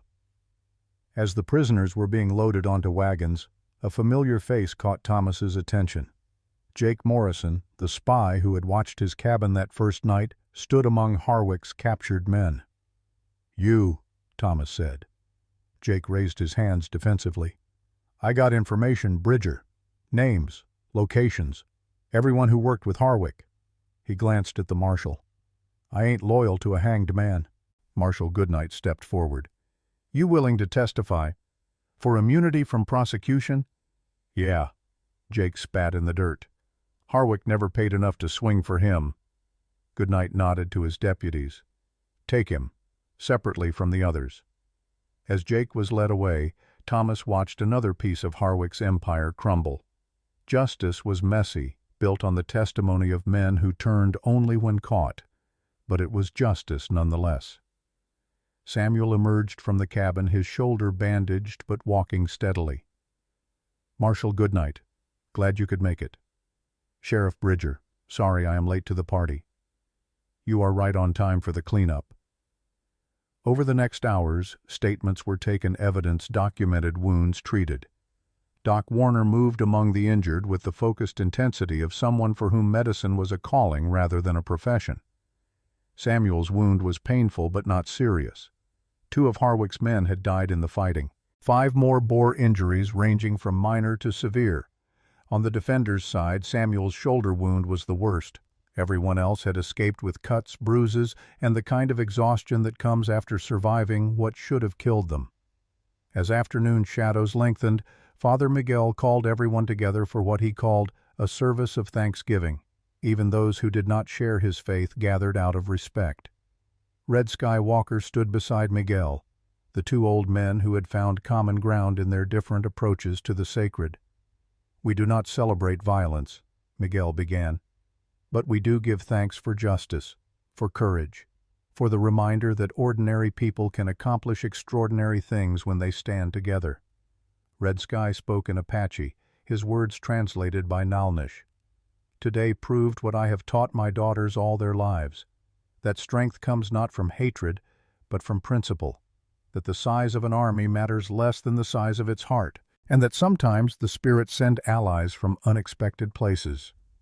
He looked directly at Thomas as he spoke. Thomas felt the weight of that gaze and understood what Red Sky was really saying. "You have earned my respect. You have proven yourself worthy of my daughter's trust." That blessing, Thomas realized, mattered more than any official recognition could. As the sun began its descent, most of the defenders prepared to leave. Esteban embraced Thomas with tears in his eyes. "You gave me back my dignity, amigo. I can never repay that. You stood with me when I needed it. That is payment enough." Rosa clasped his hand with surprising strength. "Miguel would have liked you. He always said the measure of a man is what he does when no one is watching. You passed that test, Bridger." Buck lingered longest. "You did good here, Tommy. Sarah would have been proud." "I hope so. She would have liked Aylin too. Sarah always had good judgment about people." Buck grinned. "Do not make me wait another 10 years to see you again. Life is too short for that nonsense." Chato and Nietzsche departed with Red Sky Walker, the three men moving into the gathering darkness as silently as they had arrived. Only Nyalnish remained standing with her sister near the cabin. Marshal Goodnight prepared his prisoners for transport, including a sullen and heavily bandaged Harwick. Before leaving, Goodnight sought out Thomas one final time. "The trial will be in 6 weeks. I will need you and your people to testify. We will be there. Harwick will hang. The evidence is overwhelming. But trials take time and justice moves slowly." Goodnight paused. "There may be others who worked with him, other crimes to uncover. This might not be over." "I understand." "Good. Because you have made yourself a symbol, Bridger. People will hear about what happened here. Some will be inspired. Others will see you as a threat to their own corrupt arrangements. Your life just got more complicated." "It was already complicated. At least now it has meaning." Goodnight smiled slightly. "That is a good answer." He mounted his horse. "Take care of yourself, and take care of that woman. She is one hell of a fighter." As the marshal's party disappeared into twilight, Thomas found himself alone in his yard. Alone except for Aylin and Nyalnish, who approached him with expressions he could not quite read. "My sister will leave tomorrow," Aylin said quietly. Thomas looked at Nyalnish. "You do not have to go." "Yes, I do. Aylin no longer needs my protection. She has found something better." Nyalnish glanced at her sister with something that might have been approval or might have been concern. "There are others of our people who need help. I will find them. You are always welcome here." "I know. That is why I can leave." Nyalnish surprised Thomas by extending her hand in the white man's gesture of respect. He shook it, feeling the calluses and strength in her grip. "You proved yourself, Thomas Bridger. Not many men could." After Nyalnish returned to the cabin, Thomas and Aylin stood together in the gathering darkness. Around them lay the evidence of the day's violence, but above them stars began their nightly emergence, indifferent and eternal. "When I asked you to ask again when we survived," Thomas said, "I meant it.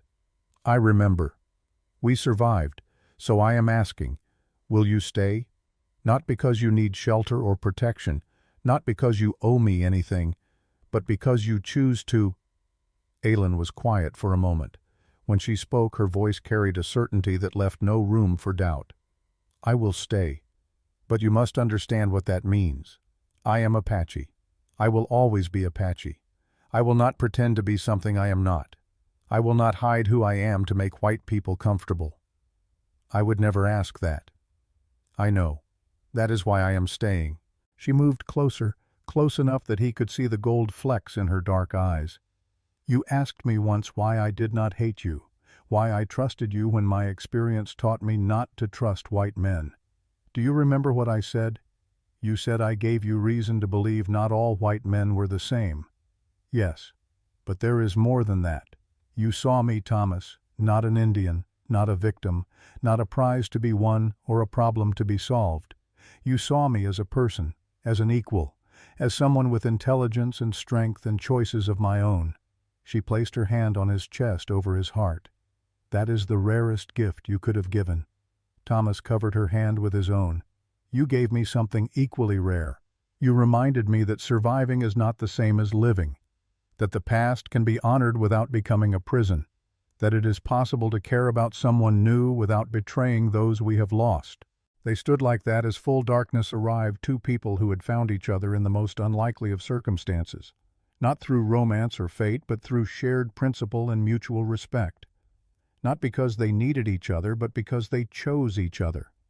Inside the cabin, Doc Warner was organizing his medical supplies, while Samuel rested in Thomas's bed, his wounded shoulder properly bandaged. Nyalnish sat by the fire, cleaning her bow with the ritualistic care of a warrior tending her primary weapon. The cabin felt full in a way it had not in 5 years, full of life and voices and the messy complexity of human connection. "Come inside," Aylin said finally. "Everyone is hungry, and I noticed your food supplies are terrible. If we are going to survive together, you need to learn to cook better." Thomas laughed, a sound that surprised him with its unfamiliarity. "Is that so?" "Yes. Apache women do not starve just because their men cannot cook. We teach them, whether they want to learn or not." They walked toward the cabin together, not touching but close enough that their shoulders almost brushed. Behind them, the battlefield would wait until morning to be fully cleaned and documented. The dead would be buried with whatever ceremony their beliefs required. The wounded would heal or not. Life would continue forward into uncertainty.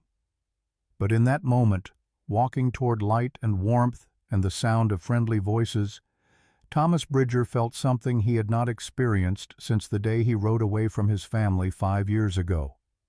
He felt home.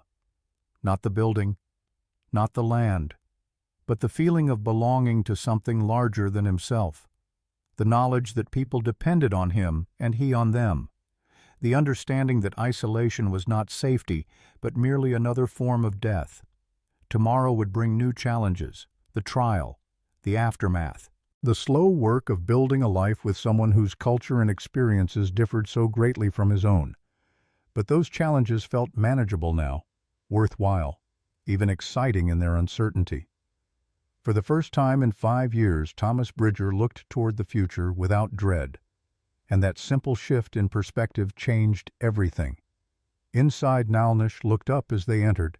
She saw the way her sister and Thomas stood near each other, the subtle body language of two people beginning to orbit one another.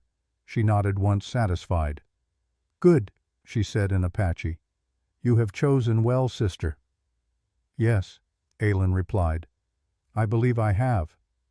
Doc Warner raised a flask he had somehow kept full despite the day's chaos. "A toast to survived battles and unexpected friendships, to standing when falling would be easier, and to whatever the hell comes next because I am too old and too drunk to predict it." They raised cups and glasses, this unlikely assembly of people who had become something more than allies. They had become a community, imperfect and incomplete and still figuring out how to exist together, but real, undeniable, built not on blood or tradition, but on choices made in the face of fear.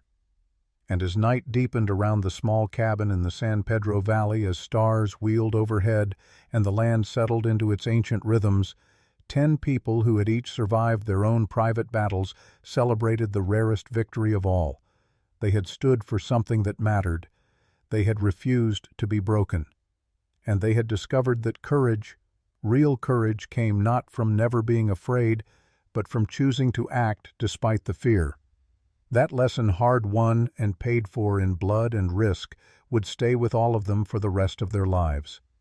Some lessons could only be learned through fire, and this day had taught them all what it meant to walk through flames and emerge not unscathed, but fundamentally transformed. Dawn arrived with the crystalline clarity that often follows violence, as if the world itself needed to take a breath before continuing forward. Thomas stood in his yard surveying the damage. Bullet holes pockmarked the cabin walls. The barn lay partially collapsed, smoke still rising from smoldering hay. Dark stains marked the earth where men had fallen. The physical evidence of yesterday's battle would take weeks to repair. The psychological evidence would last considerably longer. Nalnish emerged from the cabin as the sun broke the horizon. She had packed her few possessions into a small bundle tied with leather cord. Her bow rested across her back, quiver full of arrows that she had spent the previous evening fletching with obsessive care. "You are leaving this morning," Thomas said. It was not a question. "Yes. There are Apache near the Dragoon Mountains who need help. A message arrived last night through channels you would not understand." She looked at him with an expression that might have been approval. "You will take care of my sister." "I will. And she will take care of you, perhaps more than you realize." Naalnish glanced back toward the cabin where Aylin still slept. "She is stronger than she appears, but she has been alone as you have been alone. Neither of you should be alone anymore." "I agree." Nalnish studied him for a long moment. "When I first saw you by the river, I thought you were like all the others. I thought you would help us only if it cost you nothing. I was wrong. You were willing to lose everything. That kind of man is rare among any people. I simply did what was right. No, you did what was hard. There is a difference." She extended her hand in the white man's gesture she had learned. "Your word has proven true. That is a rare quality." A pause. "Walk in beauty, Thomas Bridger." "And you?" Thomas replied, shaking her hand. "Stay safe. Safety is not the goal. Justice is." She smiled slightly. "You taught me that." Nalnish walked to where her horse waited, swung into the saddle with fluid grace, and rode north without looking back. Thomas watched until she disappeared into the morning haze, feeling the weight of her absence. For 5 days she had been a constant presence, watchful and protective. Now that protection had passed to him, it was both an honor and a responsibility he felt acutely. Inside he found Aylin awake, standing by the window where she had watched her sister depart. Her face showed no tears, but something in her posture suggested the cost of the separation. "She will be well," Thomas said quietly. "I know. Naalnish has always been the stronger one, the warrior. I am just the younger sister who survived because she was protected." "That is not what I see. Yesterday you stood on that roof and fought like someone who needed no protection at all." Aylin turned to face him. "Yesterday I fought because you gave me reason to believe fighting mattered. For 2 years since my parents died, I have been surviving, just surviving. You reminded me there is more to life than that." Before Thomas could respond, Samuel called from the bed where he lay propped on pillows. "Hate to interrupt the tender moment, but I could use some coffee, and Doc snores like a damn bear." "I do not snore," Doc Warner protested from his bedroll by the fire. "I breathe heavily. There is a medical difference." "The medical difference is that your breathing keeps people awake 3 counties away." The banter broke the morning's somber mood. Thomas made coffee while Aylin prepared a breakfast of eggs and cornmeal mush that was surprisingly good given the limited supplies. They ate together around the small table, and Thomas noticed how naturally Aylin had integrated herself into the domestic rhythm. She moved through his kitchen as if she had always been there, and he realized with some surprise that he wanted her to stay exactly that way. After breakfast, Samuel pulled Thomas aside while Aylin and Doc discussed medical herbs with the intensity of 2 experts comparing notes. "I need to get back to Tombstone," Samuel said. "My deputy has been handling things alone for 3 days. But before I go, we need to talk about what happens next. Goodnight said the trial is in 6 weeks. Yes, and you will need to testify. But that is not what concerns me. Samuel lowered his voice. Harwick had connections throughout the territory, business partners, political allies, men who benefited from his arrangements. Some of them will see you as a problem that needs solving. Let them come. Tommy, I am serious. You embarrassed powerful people. You proved that the system they controlled could be challenged. That makes you dangerous to them. Thomas considered this. In his focus on the immediate battle, he had not thought much about the longer-term consequences. But Samuel was right. By standing against Harwick so publicly, by winning so completely, Thomas had made himself a symbol. Symbols attracted attention, and not all of it friendly. What do you suggest? Stay alert, vary your routines, and consider that Aylin staying here makes you both more vulnerable. I know you have feelings for her, but she is staying because she chooses to, not because I asked, and I will not send her away to protect myself from threats that may never materialize. Samuel sighed. I figured you would say that. Just be careful, please. After Samuel departed, the day settled into a strange normalcy. Doc Warner left to tend patients in Tombstone, promising to return in a week to check Samuel's wound. Thomas and Aylin spent the morning beginning repairs on the barn, working side by side with the easy cooperation of people who understood each other's rhythms. Around midday, a buggy arrived carrying Father Miguel and Red Sky Walker. The two old men had become unlikely companions, bound by their shared concern for Aylin and their mutual respect for spiritual matters that transcended cultural boundaries. Red Sky approached his daughter with the careful dignity of a man who did not believe in excessive displays of emotion. But Thomas saw the relief in his eyes when he examined Aylin and found her healthy and whole. You fought well, Red Sky said in Apache. Thomas understood enough of the language now to follow the conversation. I fought beside people worth fighting for, Aylin replied. And this man, Red Sky gestured toward Thomas. You have chosen him. Yes, Father. He is not Apache. No, but he is good. And he sees me as I am, not as what he wishes me to be. That is rarer than shared blood.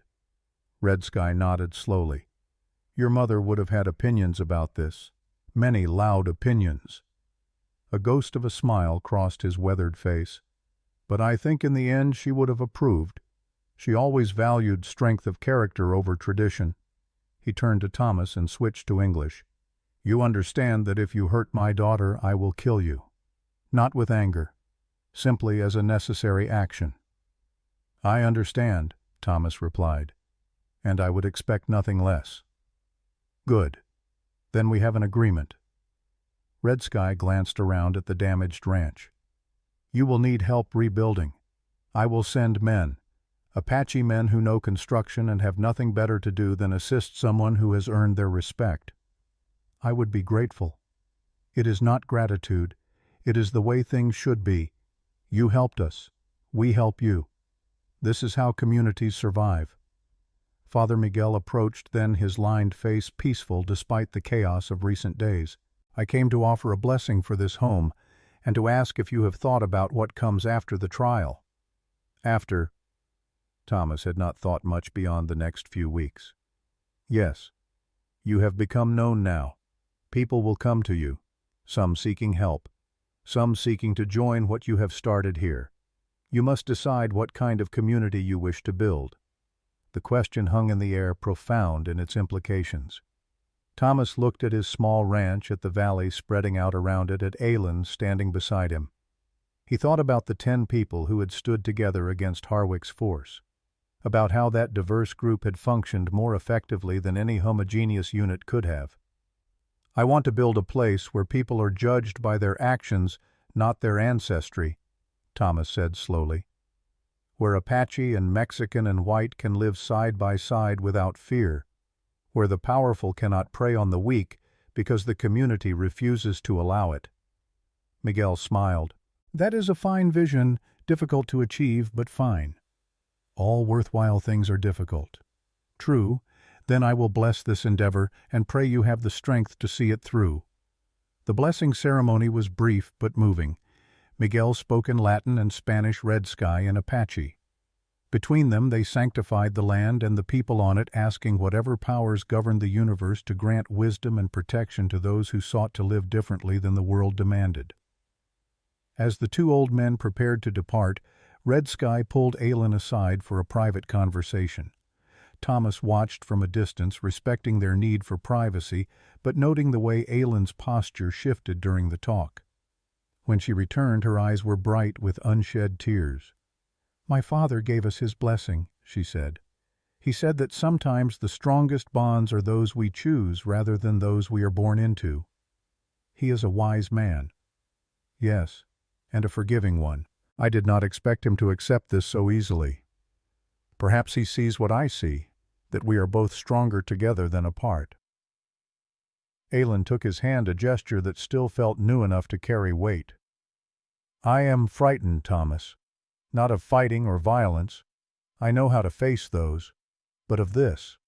Of caring about someone. Of having something to lose again." "I am frightened too," Thomas admitted. "For 5 years I have lived with the belief that caring leads to loss, that the safest path is to want nothing. But I have learned that safety is not the same as living, and I would rather live with fear than exist without purpose." They stood together as afternoon shadows lengthened, two people at the beginning of something neither fully understood, but both had chosen to pursue. The road ahead would be difficult. The trial would bring its own challenges. The rebuilding, both physical and emotional, would take years. But in that moment, none of those obstacles seemed insurmountable. They had survived a battle that should have killed them. They had stood for principles that most people only claim to hold.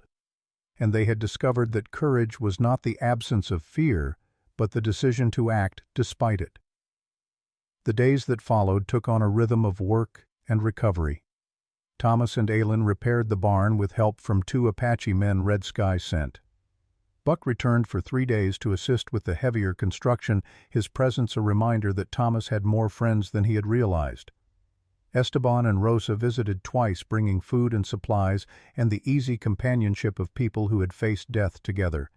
Each evening, Thomas and Aylin would sit by the fire and talk, sometimes about practical matters like crop rotation and water management, sometimes about deeper things like loss and hope and the strange paths that led people to each other. Aylin taught Thomas more Apache words. Thomas taught Aylin to read and write English, a skill she approached with the same intensity she brought to everything. On one such evening, a week after the battle, Aylin asked the question Thomas had been expecting.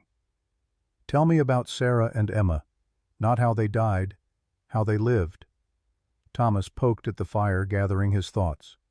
For 5 years he had avoided speaking their names, as if silence could preserve them in amber, unchanging and perfect. But he realized now that silence had only frozen them in the moment of their death, denying them the fullness of who they had been in life. Sarah laughed constantly, at everything and nothing. She would laugh at her own jokes before finishing them. Emma inherited that trait. Thomas smiled at the memory. Sarah was terrible at cooking when we first married, burned everything, but she refused to give up and eventually she became quite good. She said failure was only permanent if you stopped trying. She sounds strong. She was. Stronger than me in most ways. When things were difficult, she never complained. She just found a way forward. Emma was like that too, stubborn and optimistic in equal measure. Thomas paused. "I think they would have liked you." "How can you know that?" "Because you embody the qualities they valued. Strength, intelligence, the refusal to be diminished by circumstance. Sarah always said she could respect anyone who stood up for what they believed in. You do that every day simply by existing as yourself." Aylin was quiet for a moment. "I wish I could have known them. They are part of why I could know you. The lessons Sarah taught me about seeing people for who they truly are. The example Emma set of approaching the world with curiosity rather than fear. I carried those lessons even when I tried to forget everything else. Then I am grateful to them, for teaching you, for making you the man who stopped by the river instead of walking past." They sat in companionable silence, watching the fire burn down to embers. Outside, the Arizona night pressed close, full of sounds both familiar and strange. Coyotes called from distant hills. Wind moved through the cottonwoods. The land continued its ancient rhythms, indifferent to human drama, yet somehow making space for it. 2 weeks after the battle, a letter arrived from Marshal Goodnight. The trial date was set for February 10th. Harwick remained in custody in Tucson, his requests for bail denied due to the severity of the charges and his history of witness intimidation. The evidence against him continued to mount as more victims came forward, emboldened by his arrest. But the letter contained troubling news as well. 3 of Harwick's business associates had left the territory abruptly. Their sudden departure suggested they feared investigation might reveal their own criminal activities, and people who ran from justice rarely went quietly. Thomas shared this information with Aylin over dinner. She absorbed it with the calm focus he had come to associate with her way of processing threats. "They might send men against us," she said. "It is possible. Then we prepare. We set watches. We stay alert. We do what we did before. I hate that this is necessary, that we cannot simply live without constantly looking over our shoulders." "This is the price of standing against power," Aylin replied. "The powerful never forgive those who challenge them, but the alternative is to bow down, to accept injustice because fighting it is inconvenient. I will not do that. Will you?" "No," Thomas said. "I will not." "Then we accept the price and pay it gladly." Her certainty steadied him. Thomas had spent 5 years learning to live without anyone depending on him or him depending on anyone else. Now he was rediscovering the strength that came from shared purpose. Aylin was not a burden to protect. She was a partner in the truest sense, someone who made him more capable simply by standing beside him. That night Thomas lay awake long after Aylin had fallen asleep on her bedroll by the fire. He listened to her quiet breathing and thought about the strange path his life had taken. A month ago he had been alone, convinced that solitude was safety. Now his cabin sheltered a woman who had become essential to his understanding of what life could be. He did not love her yet, not in the way he had loved Sarah with the deep familiarity of years spent growing together. But he recognized the beginning of something that might become love if they survived long enough to nurture it, a foundation built on respect and shared values rather than romance. Perhaps Thomas thought that was the stronger foundation, the kind that could weather storms because it had been tested before being formalized. The thought brought him unexpected peace. Sarah and Emma would not have wanted him frozen in grief. They would have wanted exactly this life, continuing love, growing hope, rekindled. With that understanding, Thomas finally slept, and for the first time in 5 years, his dreams contained no flames or screams or accusations. Just the quiet image of a cabin and a valley smoke rising from its chimney, and 2 people working side by side to build something worth defending. The future remained uncertain. Threats still loomed. The trial would bring its own challenges. But for tonight, in this moment, Thomas Bridger had everything he needed: purpose, partnership, and the hard-won knowledge that redemption was possible for those brave enough to choose it. Night deepened over the San Pedro Valley. Stars emerged one by one, indifferent witnesses to human struggle and hope. Inside the cabin, Thomas finally slept, and for the first time in years his dreams held no accusation, only the quiet promise of tomorrow. They had survived this battle. Now came the harder work of building a life worth the price they had paid to defend it. But they would face that work together, and that made all the difference. The winter months passed with the slow inevitability of seasons that care nothing for human urgency. January brought cold rains that turned the valley into a patchwork of mud and standing water. Thomas and Aylin worked through the weather, repairing damage, reinforcing structures, preparing for whatever might come next. The physical labor created its own rhythm, and within that rhythm they built something neither had quite expected. Not just a working partnership, but the foundation of a shared life. February arrived with clear skies and the first hints of warming. On the 10th, as scheduled, Thomas rode to Tucson for the trial. Aylin insisted on accompanying him despite his concerns about her safety in a town where Apache were rarely welcome. Samuel met them at the courthouse, his shoulder fully healed and his badge polished to mirror brightness. "The town is buzzing," Samuel reported. "Half the territory seems to have shown up, some supporting Harwick but more supporting you. People are calling this the trial of the decade." Inside the courthouse, Thomas saw what Samuel meant. Every seat was filled with more people standing along the walls. He recognized faces from the battle. Esteban Rosa Buck. Others he had never met, but who had apparently followed the case with intense interest. And there, sitting in the front row, Red Sky Walker, in traditional Apache clothing, his presence a statement that could not be ignored. Caleb Harwick sat at the defendant's table, his expensive suit unable to hide the diminishment imprisonment had brought. His face had gone gray, and his hands trembled slightly. The man who had terrorized the territory through wealth and intimidation now looked small and afraid. Just as Thomas thought had a way of reducing even giants to their true proportions. The trial lasted 3 days. Prosecutors presented the evidence methodically. The medallion from Copper Canyon, testimony from Cole and the other captured gunmen, Doc Warner describing the wounds on the recovered bodies, Samuel presenting documentation of land frauds going back nearly a decade. When Thomas took the stand, he spoke plainly and without embellishment. He described finding Aylin and Nalnish by the river, Harwick's threats, the discovery of the murdered Apache family, the battle at his ranch. He did not try to make himself a hero. He simply told the truth and let it speak for itself. Aylin testified next, and Thomas watched the courtroom's reaction with interest. She spoke in clear English, her intelligence and dignity undeniable. She described her parents' deaths at the hands of soldiers who called themselves peacekeepers, the years of running and hiding, the hope she had felt when she believed she had found safety, only to discover that Harwick's greed recognized no sanctuary. "He killed those people because he could," Aylin said. "Because he believed Apache lives meant nothing. Because the system protected men like him and ignored people like us. That is the real crime here. Not just murder, but the belief that some lives matter more than others." The courtroom was silent when she finished. Even Harwick's expensive lawyers seemed unable to find words to counter testimony delivered with such quiet conviction.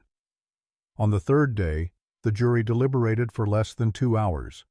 Their verdict was unanimous on all counts: murder, conspiracy, fraud, attempted murder. The judge, a stern man named Morrison who had a reputation for fairness, showed no mercy in sentencing. "Caleb Harwick, you have been found guilty of crimes that shock the conscience of any decent person. You murdered children. You stole land. You corrupted the very institutions meant to protect people from men like you. The sentence of this court is death by hanging, to be carried out 30 days hence." Harwick's face went white. His lawyers immediately filed appeals, but everyone in the courtroom understood they were futile gestures. The evidence was overwhelming. The verdict, just. Caleb Harwick would hang. As Thomas and Aylin left the courthouse, they were met by a crowd that had grown throughout the trial. Some people simply wanted to see the man who had stood against Harwick. Others had their own stories of injustice to share. Thomas listened to them all, understanding that he had become something he had never intended. A symbol of resistance. A reminder that ordinary people could challenge power if they found the courage to stand together. "This is what Father Miguel meant," Aylin said quietly as they rode back toward the San Pedro Valley. "You have started something larger than yourself. People see you and think that maybe they too can fight back. I did not want this attention. I know, but we rarely get to choose the roles history assigns us. We can only decide how we fulfill them." The ride back took most of a day. When they finally reached the ranch as sunset painted the valley in shades of gold and amber, Thomas felt something shift inside him. For 5 years, this place had been a refuge from the world. Now it was becoming something different, a center, a gathering point for people seeking an alternative to the way things had always been. The change manifested quickly. Within a week of the trial's conclusion, 3 families arrived seeking permission to settle nearby. A Mexican family whose land had been stolen by a different wealthy rancher, an Irish family fleeing ethnic prejudice in Tombstone, and most surprisingly, a young Apache couple with a baby sent by Red Sky Walker with his blessing to establish what he called a new way forward. Thomas found himself overwhelmed by requests for guidance for land, for help navigating legal systems designed to exclude people like them. He was no leader, no visionary. He was just a rancher who had made a choice by a river. But Aylin saw what he could not. You gave people hope, Thomas. That is the most powerful gift one person can give another. Now you must decide what to do with that responsibility. They talked late into the night, planning and arguing and eventually agreeing. They would allow people to settle on the edges of Thomas's land, creating not a traditional town but something more organic, a community bound by shared principles rather than shared ancestry. Apache and Mexican and white families living in proximity, helping one another, building something new from the failures of what had come before. It was ambitious, perhaps impossible. But as Thomas watched Aylin sketch plans for a small school where children of all backgrounds could learn together, he found himself believing in possibilities he had dismissed as naive just months earlier. March brought both celebration and loss. On the 18th, Caleb Harwick was hanged in Tucson. Thomas did not attend the execution, though many urged him to witness justice carried out. He had no need to see Harwick die. The man was already dead to him, reduced to a cautionary tale about the dangers of unchecked power. But that same week brought news that made Thomas wish he had been more vigilant. 2 of Harwick's former business partners' men who had fled before the trial had been killed in separate incidents. One in a barroom fight in Yuma, another shot by a deputy marshal during an attempted robbery in Phoenix. The circumstances seemed too convenient to be coincidental. "Someone is cleaning up loose ends," Buck said when he arrived with the news, "making sure no one can testify about the larger network of corruption." "Should we be concerned?" "I honestly do not know. You were never part of that network, but you destroyed it. That might be enough to make you a target." Thomas increased security around the growing settlement. He taught the Mexican and Irish families basic defensive tactics. The Apache needed no such instruction, but they coordinated with the others to establish a watch rotation that covered all approaches to the valley. For several weeks, nothing happened. Life continued its forward motion. Children played in the spaces between cabins. Women gathered to share cooking techniques and child-rearing strategies. Men worked together on construction projects, their different backgrounds creating unexpected synergies. The community that was emerging looked nothing like traditional settlements, and that seemed to be its greatest strength. On a warm evening in early April, Thomas and Aylin walked along the river where he had first found her.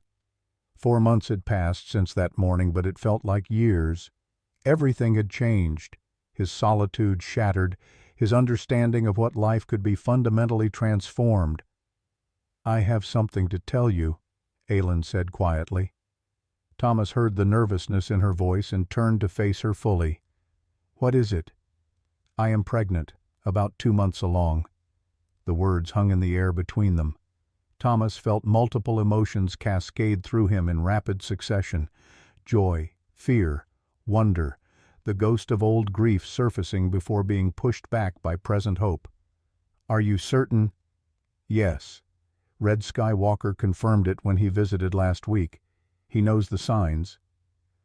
Thomas sat down on a fallen cottonwood, his legs suddenly unreliable.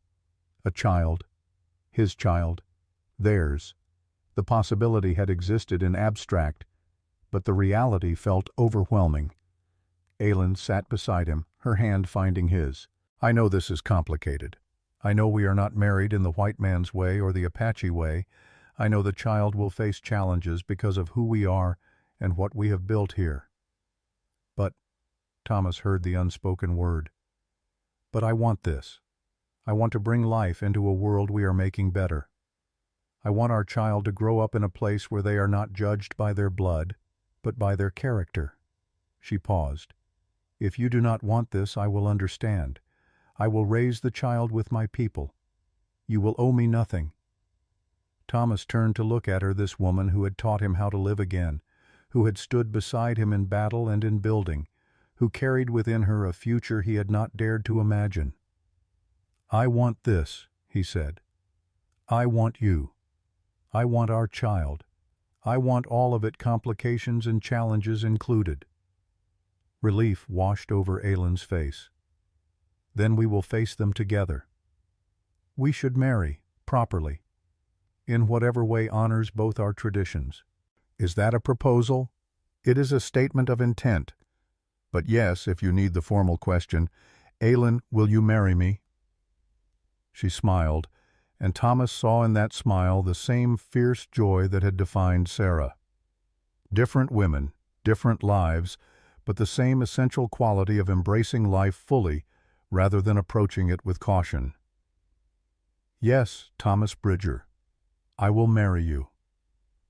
They sat together as darkness gathered, making plans and dreaming futures. They would ask Father Miguel to perform a ceremony that blended Christian and Apache elements. They would invite everyone in the growing community to witness. They would build a life that honored both their pasts while creating something new. The wedding took place in late May as wildflowers covered the valley in riots of color that would have made Sarah smile. More than 100 people attended, families from the new settlement, friends from Tombstone, Apache from Red Sky Walker's band. Even Marshal Goodnight came bringing news that the last of Harwick's criminal network had been dismantled. Father Miguel and Red Sky Walker co-officiated, their combined blessing carrying weight in both spiritual traditions. Thomas wore his best suit, carefully preserved from his cavalry days. Aylin wore a dress that combined Apache and Mexican influences created by Rosa and the other women of the community working together. When they exchanged vows, Thomas spoke words he had written himself. I promise to see you as you are, not as I wish you to be, to stand beside you, not in front of or behind you, to build with you a life worth the struggle it takes to create something new in a world resistant to change. Aylin's vows carried the directness he had come to love. I choose you, Thomas Bridger, not because you saved me, but because you see me. I choose our child who will walk between two worlds and be richer for it. I choose this community we are building where Apache and white and Mexican stand as equals. I choose the hard path, the uncertain future, the life that demands courage every day. And I choose all of it with you beside me. The celebration that followed lasted into the night. Music mixed traditions, Spanish guitars blending with Apache drums and Irish fiddles. Food tables groaned under the weight of dishes from 3 cultures. Children played together, their laughter carrying across the valley like a promise of what might be possible. As Thomas and Aylin danced under stars that cared nothing for human joy, but witnessed it nonetheless, Buck approached with a cup of whiskey and a knowing smile. You did good, Tommy. Better than good. You built something worth having. Thank you, Buck. I mean it. 5 years ago I thought you were gone for good. But look at this. He gestured at the celebration around them. This is what it looks like when a man decides to live again instead of just surviving. Later, as the celebration wound down and guests departed or settled into temporary camps, Thomas and Aylin stood together at the door of their cabin now officially and completely. Are you frightened? Thomas asked. Terrified, Aylin admitted, but also excited. We are creating something that has never existed before. A child who will be both Apache and white, raised in a community that refuses to see that as a contradiction. That child will face challenges we cannot imagine, but they will also have opportunities we never had. We will protect them. Yes, but more importantly, we will teach them to protect themselves, to stand for what is right even when it is difficult, to choose connection over isolation. You taught me these things, Thomas. Now we pass them forward. They went inside, closing the door on a world that remained imperfect and often unjust, but which held within its chaos the possibility of change. 6 months passed.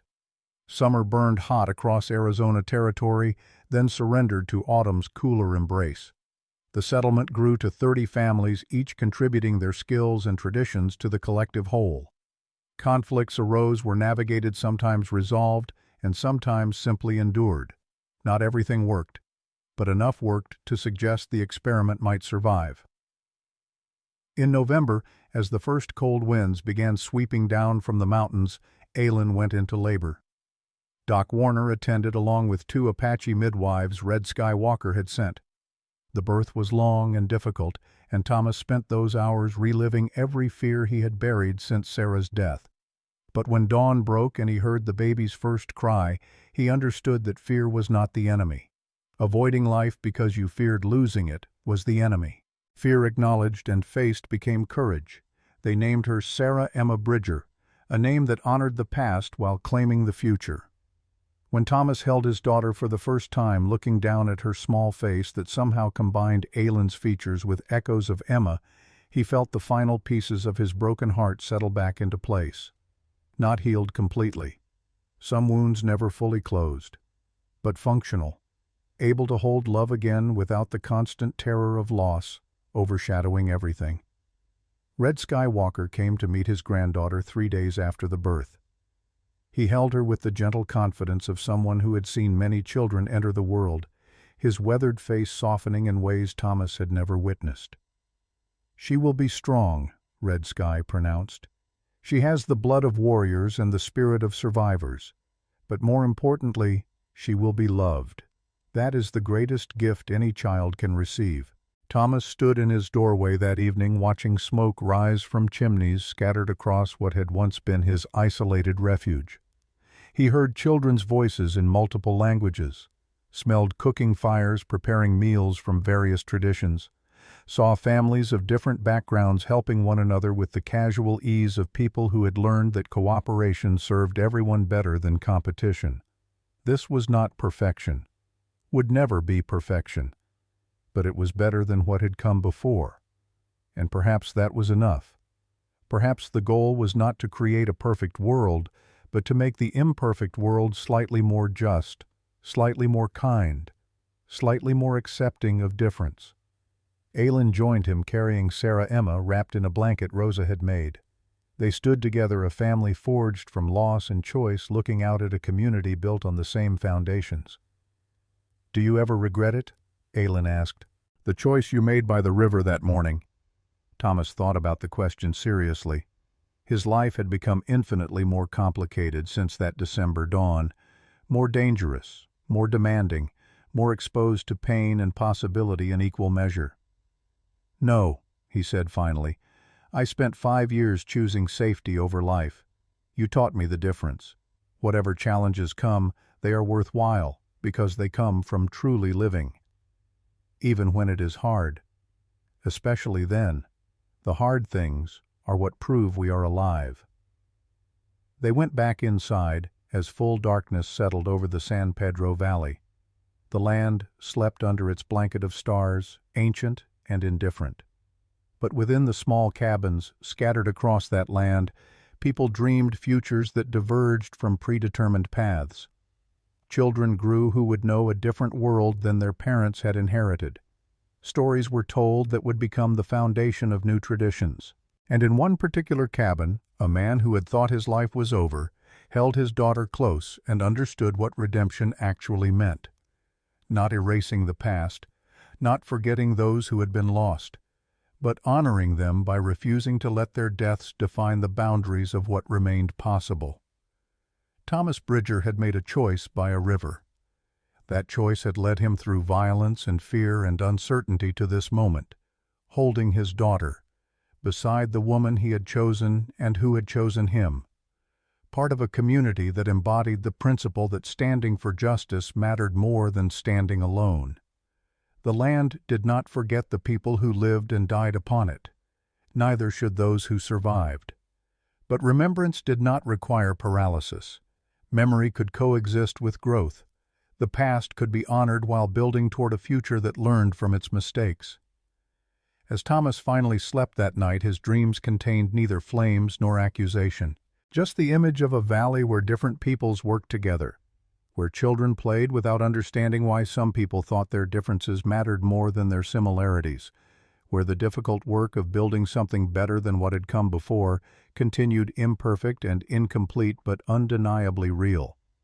That image, hard-won and paid for through courage and sacrifice, was worth everything it had cost, and would continue to be worth it for as long as people chose to defend it. The promise had been kept, not the promise to be perfect or to never fail again, but the promise to try, to stand, to choose connection over isolation and justice over convenience. That was enough.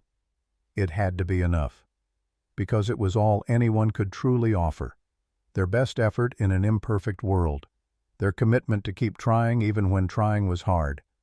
And in the end, that simple commitment made all the difference.